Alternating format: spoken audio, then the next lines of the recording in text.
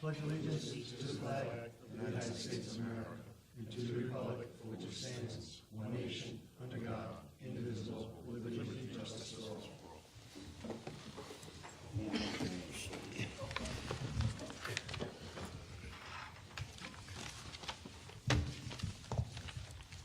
Any questions on the agenda? Motion to approve? Mike, second. Rob, all in favor?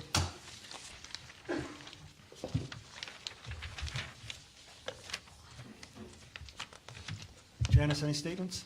Mike Sanchez?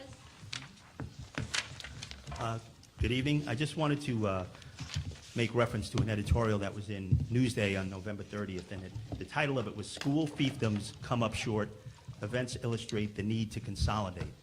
And I read through that, and I kind of wondered to myself where the motivation for the editorial was. And as you read through it, they're talking about East End districts specifically. They're talking about decreasing enrollment. They're talking about consolidation. And I just think when they hint at that and they're pushing toward that and they're using the Common Core issue as the rationale, that because we're all going to be using a Common Core curriculum, that it will be much easier to do, I continue to wonder, where are we going with respect to that issue? Nobody, again, that is essentially opposed to the Common Core question or the proposal of it is actually looking for teachers to be less accountable. I think we all want more of that. But my fear, as it's been since this was a proposal, is that we have a unique learning experience here that I think we should try to retain and maintain. And doing that with all the building that we're doing, we're going to be able to do something unique from other districts across the county, across the state, I think.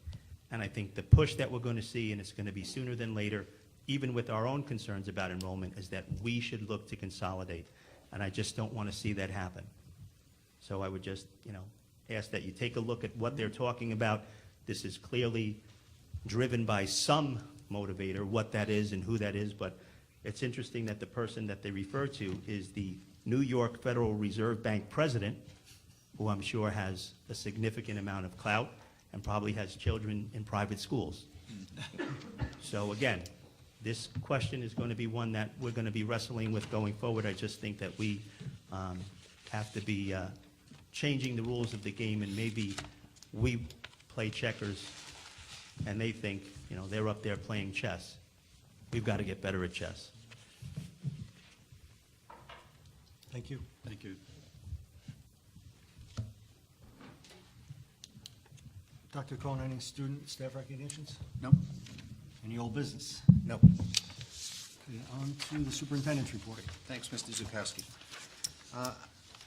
I'd like to start off with some comments about the fall athletic season. Mr. Passamonte is going to give a comprehensive summary of what students did in the fall, but I just want to note that the girls cross-country team was county championships this fall, and Catherine Lee in particular excelled by being the individual county champion and taking third place in the New York State event. 9 out of 10 of our fall varsity teams achieved the status of New York State Scholar Athlete, and as I'm sure everyone must know by now, the football team won its 24th consecutive game in 2 years and returned as not only the Suffolk County but the Long Island champions, which is quite an incredible feat in football. Yes.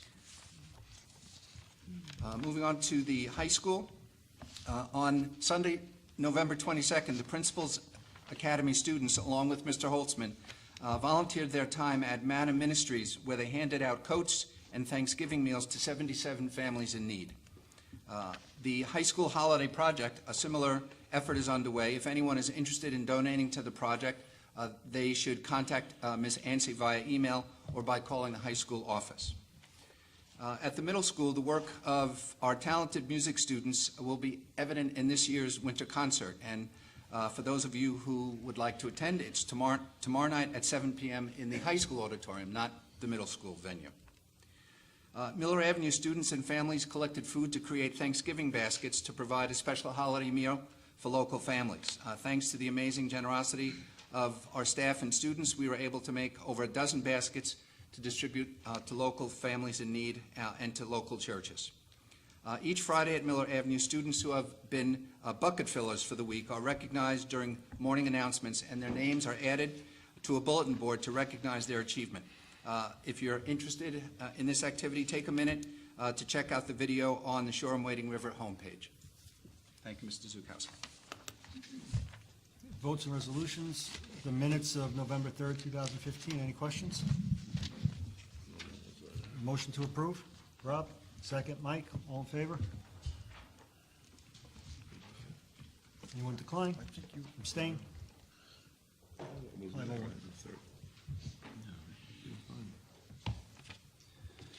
Policies, we have two on. Policy 5410, purchasing policy. Any questions? It's first reading. Members' absence is none. And that only changed, the only change on that was the addition of the gentleman's name. Is that correct?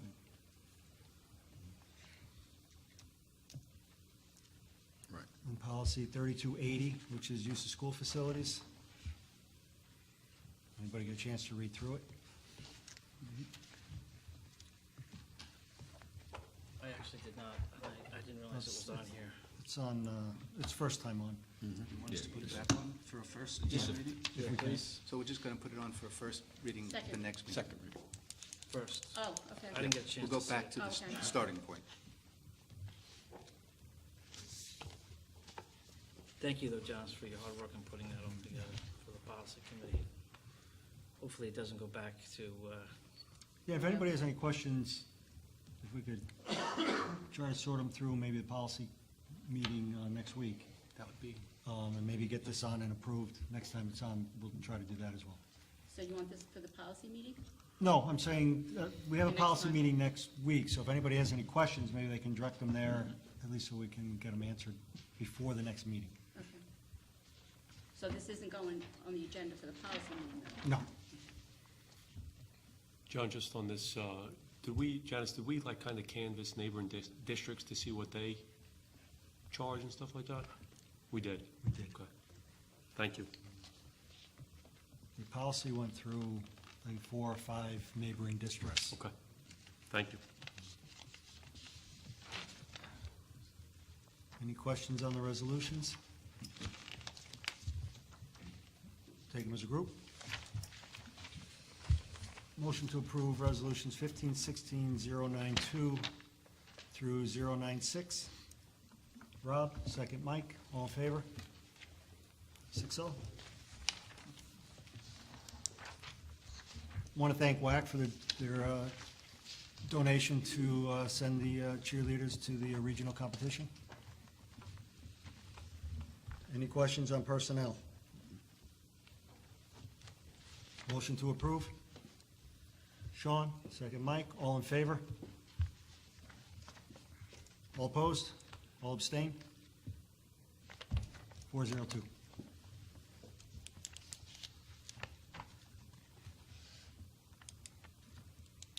Janice, communications? Yeah, there were Longwood Legislative Breakfast. Anybody know now if they want to go on February 6th? I will go to that. Administrators as well? I'll go to that. I'll go. I won't be here. Anybody else? Any administrators, Dr. Cohen? Assuming I'm not snowed in Florida, but I'll be back for that. It's going to be on the next couple of agendas, so, just so you know. Okay. Anybody want to? And the Nassau Academy of Law?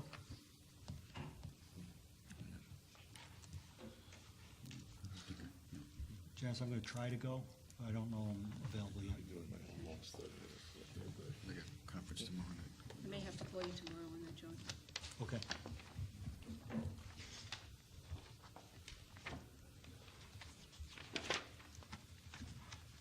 Okay, on the discussion agenda, do you have a question, Mike? No, No. I'm just, Is the cancellation of field trips? Right, thanks, Mr. Zukowski. I asked that this item be put on the agenda because of the implications of what happened in Paris. A number of our sister districts have taken up the question of whether it is prudent to continue with field trips this year. Comswag, Lindenhurst, Hopog, Kings Park, and Bayport Blue Point, among others, are discussing what we're discussing tonight. Connecticut has canceled trips to New York City and D.C. trips. South Huntington has canceled all trips out of state and to New York City. So, as you know, we send the 8th grade to Washington, the 5th graders to Philadelphia, and I wanted to get the board sense of whether we should continue as we have in previous years. I say we send them. I say we send them. So do I. I do not advocate living in fear, because that's exactly what they want. We certainly don't want anything to happen to our student population, our teachers, our chaperones, but caving the other way, I don't think we're sending the right message to the community, to the students. In life, we stand up for things that we believe in, and this is just kind of a small example of we're going to do this, we're going to go, we're going to have a good time, and we're going to return safely. So that's my 2 cents. Perfectly well said. I agree with Sean 100%. If we have parents that choose they don't want to send their kids, I think we can allow for that, but I don't think we should Same with And any obviously- change that philosophy. You know, if events change between now and then, we'll bring it up again, obviously. And the company that we work with is sensitive to this and has a Plan B for other sites if for some reason we think that certain of the planned sites may not be the best idea. We have others that the kids can see. It's an awful lot around Washington, not just in Washington. Have we gotten any concerns from parents and/or staff members about the trips? None. I agree with Sean. So do Okay, I. so we'll move ahead. My concern is if we ban going out of state, for argument's sake, because of fear, then why couldn't there be a fear for our teams playing away games? You know, we're just gonna select our total comfort is right here in town. You know, my attitude is, we're giving up if we do this by stopping kids from going even to Washington or even upstate, wherever the heck might be. Going over to Europe, it's a different story. But or if we want to go to Africa and you know, go on and that, a lion safari, I might get concerned about that. You know? That's the kindergartners. Right. Well, unfortunately, I mean, there's a much bigger chance of there being a bus accident than something else happening. And we've always lived with those risks, so I don't see any reason to change. Okay. Yeah, we've continued the Madrid exchange, in spite of the fact there was a train bombing that killed hundreds of people. We still have a school in spite of the fact there was a Sandy Hook shooting. You can't, you know, it's not, you have to continue. So we have consensus of the board? Yep. Absolutely. It's unanimous? Just.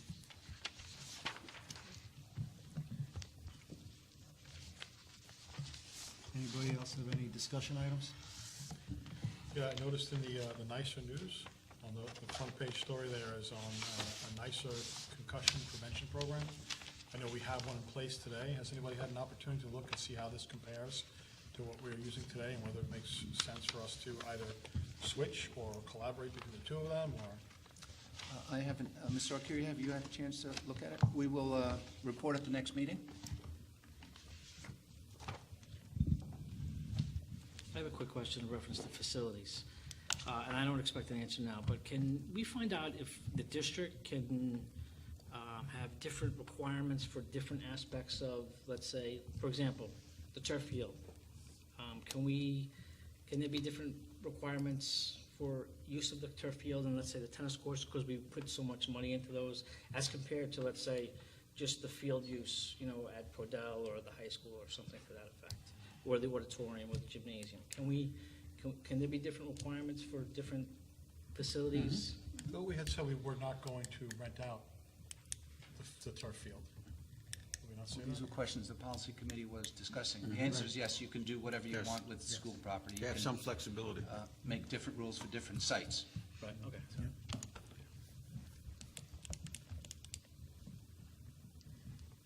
We can address it again, I guess, when the policy is on. When is next policy?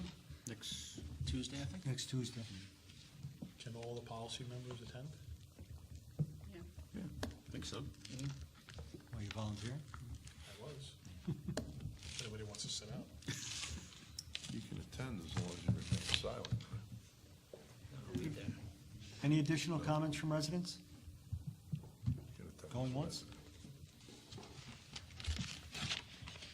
Any reason to go back to? Motion to adjourn. Rob? Second, Sean? All in favor?